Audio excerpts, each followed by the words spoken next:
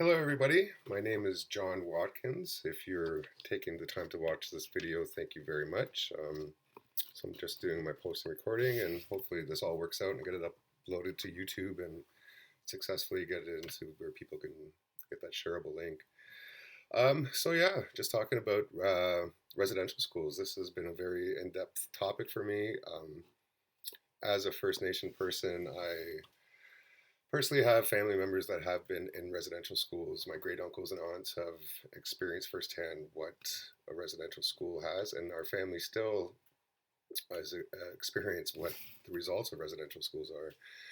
I find over the last little while doing this course and reaching out to my family more, even though this is something we've discussed, is something that we've sort of buried a little bit because it's something of a traumatic situation for us. It's something that's been very difficult and very hard over the years, and in essence, we're revisiting these extreme situations and these extreme tough conversations, and it is bringing back a lot of memories and a lot of feelings that have been lost, not lost, but I guess as a coping mechanism has sort of been put to the wayside. So, overall, I think with this course, I'm definitely learning more. I'm learning more about the detail of documentation and different resources and everything that's happened with the residential schools, and starting with the 215 children that are found, and now those numbers up to 1,600, 1,800, and which unfortunately is nothing new to First Nations people. We've lost our people, we've lost our family members, and we were never told where they were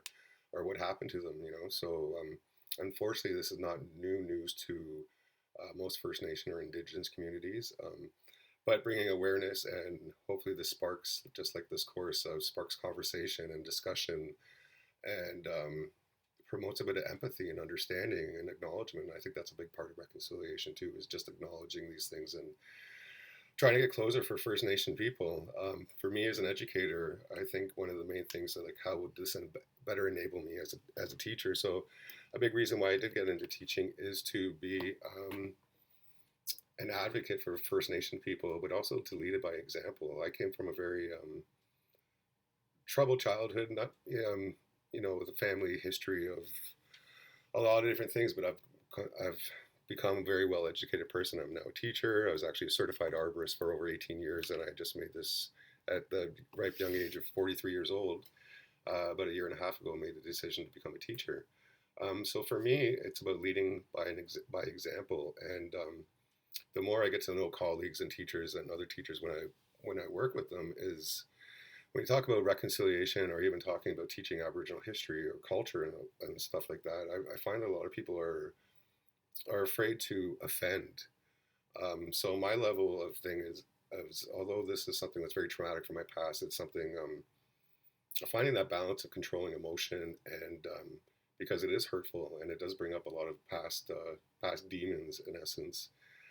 Is finding that balance of being approachable, controlled emotion, and making other people comfortable having these tough discussions. So, like I said, one thing I noticed with colleagues, a lot of times they won't even teach the subject matter or talk about the subject matter because either they feel they don't have the proper resources, or they don't know what they're talking about. They don't want to offend.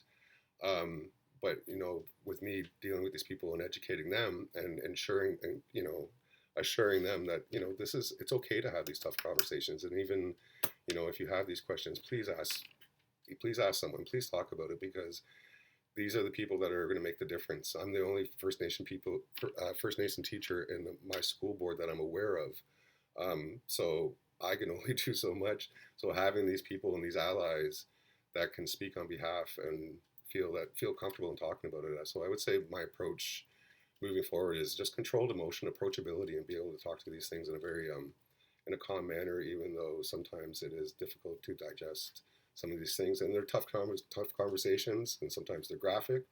But the truth must be told in order for us to move towards reconciliation.